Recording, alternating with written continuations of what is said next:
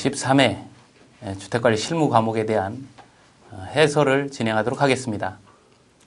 자, 41번 문제 보시도록 하겠습니다.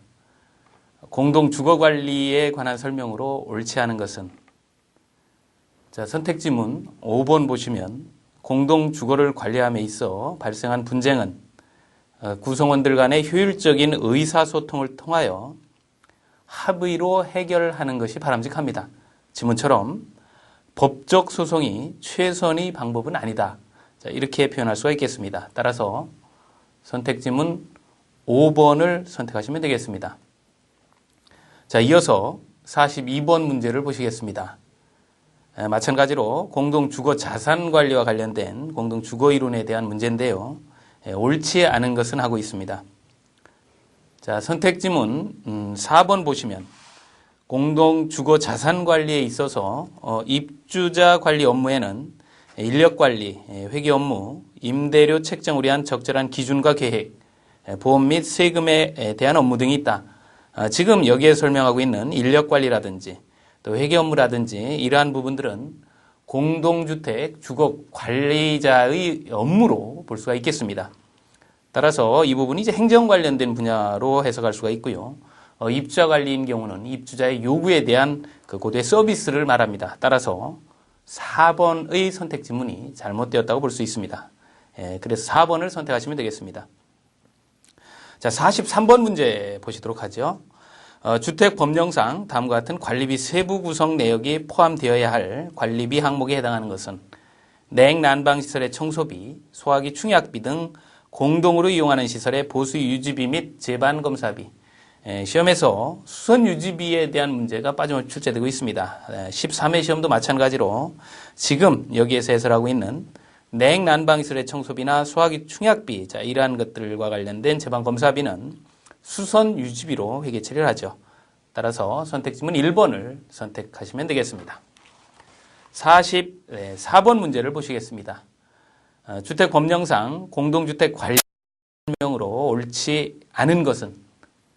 자, 4번 선택지문을 보시면 입주자 등이 관리 방법을 주택관리업자에게 위탁관리하기로 결정했다. 위탁관리로 결정을 했다면 주택관리업자를 선정해야 하는데 주택관리업자는 그 계약 기간을 산정을 할 때는 장기 수선 계획의 조정 주기를 고려하도록 하고 있습니다. 그런데 지문은 하자담보 책임 기간을 고려한다. 그래서 잘못된 표현입니다. 선택지문 4번을 선택하시면 되겠습니다. 자, 45번 문제를 보시도록 하죠. 주택법령상 갑구청장이 A아파트의 동별 대표자에게 실시할 운영 및 윤리교육에 관한 내용이다. 옳지 않은 것은? 자, 이것도 마찬가지로 매년 시행하도록 7월 6일에 개정이 된 내용입니다. 자, 선택지문 5번 보시면 2010년 10월 15일에 실시할 운영 및 윤리 교육의 다음 교육은 자, 매년 실시한다 그랬으니까 2011년도에 실시하기로 해야 하겠죠. 자, 그런데 지문은 2012년, 자, 그러니까 2년마다 하는 걸로 표현이 되어 있습니다. 따라서 5번 지문이 틀리게 표현된 내용입니다. 자, 5번을 선택하시면 되겠습니다. 자, 46번 내용을 보시겠습니다. 다음 사례 중 주택법령을 위반한 것은? 자, 선택지문 3번 보시면 갑 주택관리업자는 700세대인 A아파트의 관리사무소장으로 자, 500세대 이상인 경우는 주택관리사를 의무적으로 채용을 해야 하죠. 자, 그런데 지문을 보니까 주택관리사 보를 배치했네요. 자, 잘못 표현이 되어 있습니다. 따라서 3번의 내용을 선택하시면 되겠습니다. 이어서 47번 문제를 보시도록 하죠. 주택법령상 공동주택의 관리사무소장으로 배치된 자가 배치된 날로부터 15일 이내 시장군수구청장에게 신고할 때 제반 서류를 제출해야 하는데요. 자, 거기 두 번째 선택지문 보시면 학력 및 경력을 입증하는 서류는 제출을 하실 필요가 없습니다.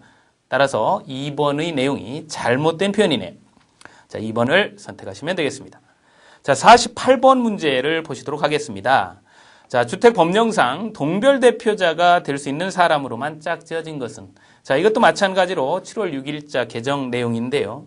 자, 동별 대표자의 결격 사유가 있습니다. 자, 그런데 기억 지문을 보시면 해당 공동주택의 동별 대표자를 사퇴했다. 사퇴했다면 사퇴한 날로부터, 그렇죠, 4년이 지나지 않은 사람은 동별 대표자가 될 수 없습니다. 자, 그런데 5년이 지났으니까 기억의 경우는 관계없습니다.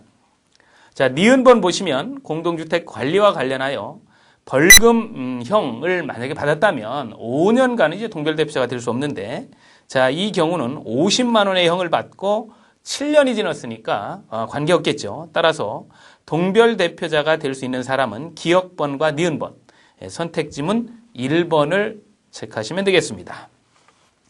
자, 이어서 49번 문제를 보시도록 하겠습니다. 자, 사업 주체로부터 예치받은 하자보수 보증금을 입자 대표회의가 사업 주체에게 순차적으로 반환을 해야 되는데요. 자, 1년이 지나면 10%, 2년이 지나면 25%, 3년이 지나면 20%, 그리고 4년부터 4년, 5년, 10년은 15%씩 순차적으로 반환을 하시면 됩니다. 자, 그런데 선택지문 4번을 보니까 사용검사일로부터 4년이 지났다면 15%를 반환해야 되는데 20%를 반환한다, 이렇게 표기가 되어 있으니까 4번의 내용이 틀린 내용입니다. 따라서 4번을 선택하시면 되겠네요. 이어서 50번 문제 보시도록 하겠습니다. 인사고과에 대한 설명으로 옳지 않은 것은, 자, 1번 보시면 인사고과 방법 중 목표에 의한 관리법은 목표를 계량화하기가 수월하고 목표 과정을 정확히 평가하는데 경제적이다. 자, MBO법을 이야기를 하고 있습니다. 목표관리법. 목표관리법은 우선 그 조직 단체의 그 목표를 계량화하기가 굉장히 어렵습니다. 여러 가지 목표가 다르기 때문에. 자, 그런데 지문은 계량화하기가 수월하다라고 표현을 하고 있습니다. 따라서 1번의 내용이 잘못되어 있습니다. 자, 2번 보시면 인사고과의 목적은 인력 배치 및 이동, 또 교육훈련을 포함한 인력 개발이나 인력 계획의 인사기능의 타당성 측정, 조직 개발 및 근로의욕 증진에 있습니다. 자, 3번 보시면 인사고과는 일반적으로 능력평가, 태도평가, 업적평가로 세분화하여 평가하기도 합니다. 이 표현을 때에 따라서는 특성평가, 능력평가를 특성평가, 또 태도평가를 행위평가, 이렇게 표현하기도 합니다. 자, 네 번째 보시면 인사고과는 근로자의 직무와 관계를 평가하는 것이죠. 자, 맞고요. 5번 보시면 인사고과의 구성요건, 인사고과의 구성요건은 크게 이제 4가지 정도가 있습니다. 타당성, 신뢰성, 실용성, 수용성 등의 구성 요건이 있는데요. 특히 이제 이 신뢰성은 평가하고자 하는 고가 내용이 얼마나 정확하게 측정되었느냐, 믿을만하냐라는 것을 의미합니다. 자, 따라서 신뢰성은 평가하고자 하는 고가 내용이 얼마나 정확하게 측정되었는지를 의미하는 것으로 판단의 일관성을 나타냅니다. 따라서 선택지문 1번을 선택하시면 되겠습니다. 자, 그리고 51번 문제를